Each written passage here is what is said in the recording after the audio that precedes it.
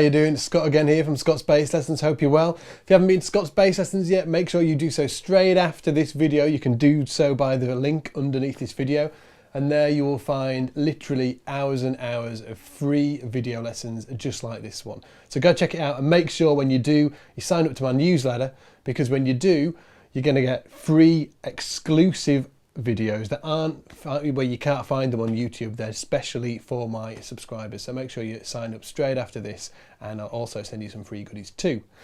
Today I'm going to be doing a little bit of an introduction to Latin bass lines, and specifically the bossa nova. And I wanted to put this together because I had a little bit of an embarrassing experience with this and not knowing what to play in the past. When I was, I don't know, a little nipper many moons ago, I got an audition. In fact, I actually got the gig because they couldn't take anybody else. It's a long story. They didn't have time to find anybody else. Anyway, I went to this audition. I'd been playing bass maybe 6 months. And the guy, we ran through some stuff. It was okay. I'd been playing a really short time, so, I was kind of a bit sketchy. But when it came to, I can't remember what tune we were playing, and he said, oh, we should just do this in like a bossa kind of vibe. I was like, oh, a bossa? And I was quite shy. I am quite shy, honest. Being quite shy, he said, okay, so he started the band off.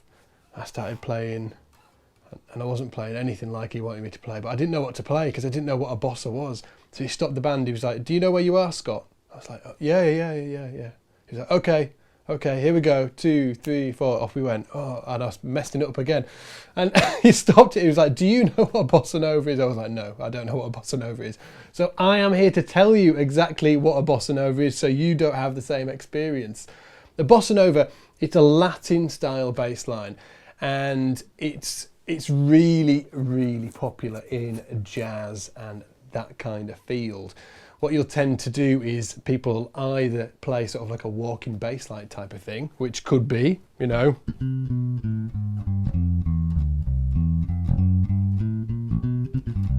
kind of thing, or they'll be playing a straight rhythm, and a lot of the time this is a bossa.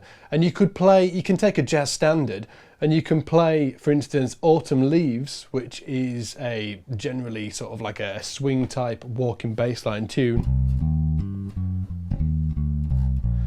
But somebody could say, hey, let's play Autumn Leaves in a bossa style. So you need to know exactly what to play when they say that. It's really, really simple as well. What we're going to do now is we're going to take a listen to the drum track provided. If you want to download this backing track, by the way, you can do so right underneath this video if you watch it on my website. If you watch it on YouTube, hit the link below and it'll take you straight to the page. Now what we're going to do, we're going to listen to the drum track, and what I really want you to hone in on is the bass drum, because it's that bass drum that we're going to be locking in on. So let's take a listen to the bass drum of this drum track, and then we're going to look at creating a bass line on it. So here we have the drum track. Now I want you to specifically listen to the bass drum. You can hear the rhythm? I'll count it. 1, 2, 3, 4. 1, 2, 3, 4, 1, 2. Now we need to be locking in with this bass drum, and that's the secret to the bossa nova. We just need to be locking in with this bass drum. So if you take your bass, let's play on a D minor, for instance, because we're going to add a chord sequence to this later. But now let's just do a D minor. We could just do on one note, okay? So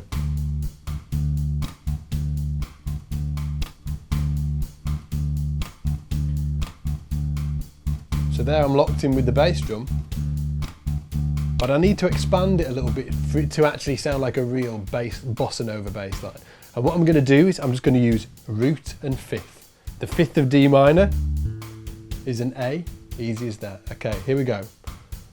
1, 2, 3, 4.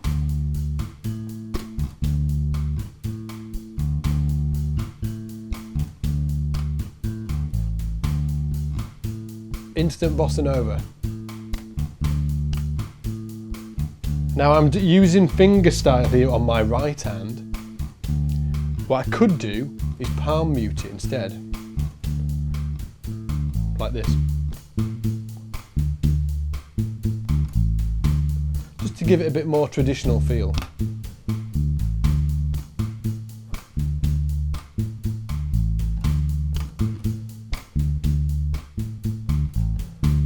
Now let's look at putting a chord sequence to this. So the chord sequence that we're going to work upon and fit this bossa bass line into is really simple. It's just a 1-6-2-5 in the key of C major. So the 2 chord out of the C major scale is a D minor, and that happens for 2 bars. Then we go to a G7, which is the 5 chord of the C major scale. Then we go to the C major 7 chord,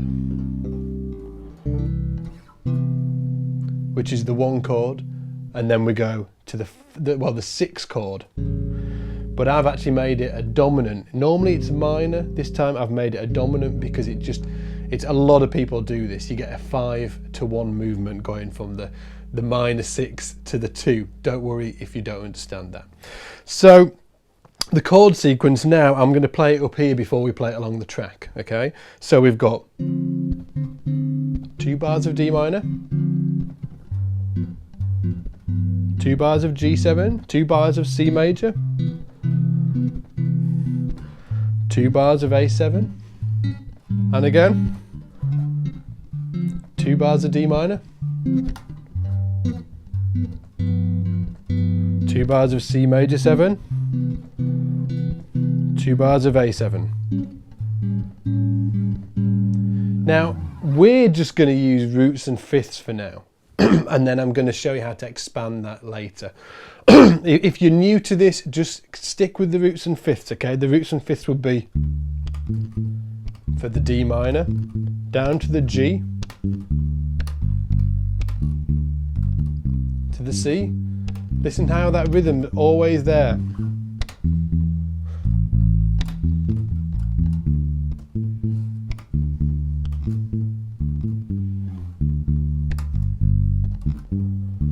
To the C.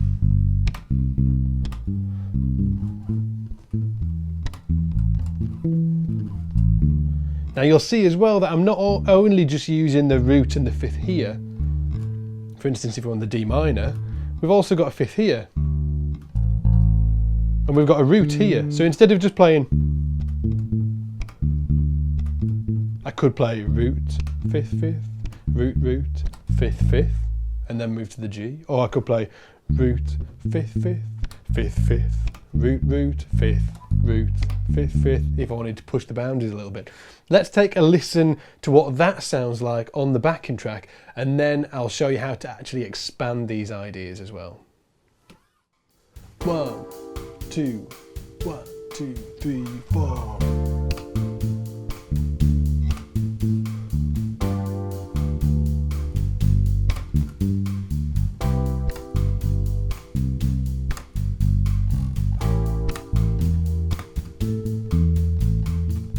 I'm taking liberties with the rhythm there a little bit.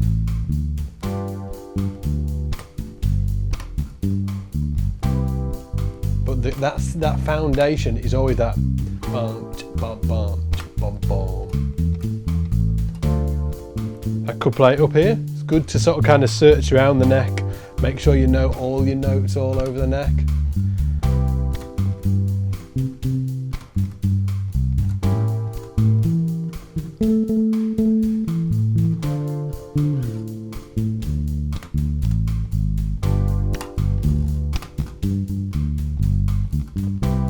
This is all just roots and fifths. Now let's look at expanding on those ideas. So there, we've only been using roots and fifths for the D, for the G, for the C and for the A. Now let's start looking at using the entire arpeggio. So for the D minor, for instance, instead of just root and fifth, we could use root, minor third, which is the F, fifth, which is the A, C, which is the flat 7, and then the root. For the G7, we've got G, root, B, the third, D the fifth, F the flat seven, G the root, and then we've even got another third here. And then for the C major, we've got C, root, third, fifth, major seven, and then root, and then the A dominant seven, which is the sort of like altered sixth chord that we've used, root, third, fifth, flat seven, and root. And these arpeggios are all over the neck as well. Remember, it's so important that you learn your arpeggios and chord tones over the entire fingerboard. Otherwise, when somebody says playing a D minor, you're always going to be stuck here. And you won't be able to go.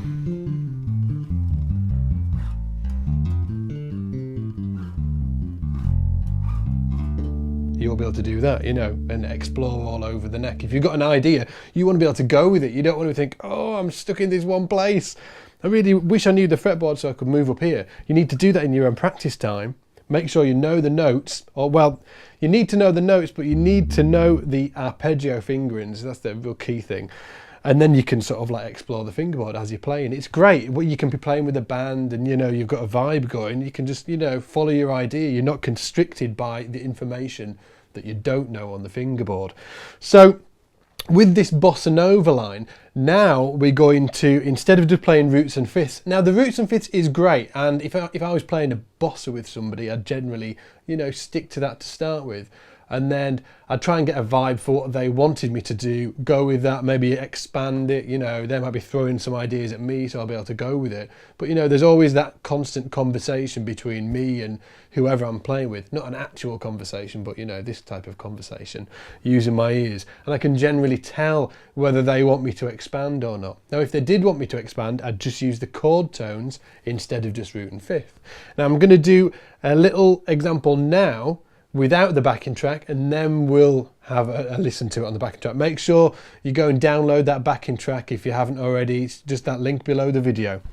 Okay, so this is me expanding the idea. First of all, I'm just going to play roots and fifths around the sequence, and then I'll expand. Okay, so 1, 2, 3, 4. So all this is roots and fifths.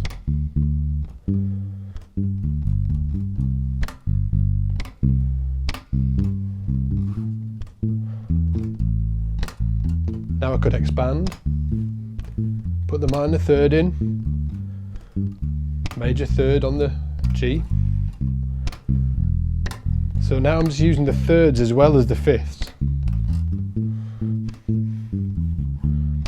Fifth, third, root, root, up to the third of the G, to the third of the C, so I was hitting the third early there.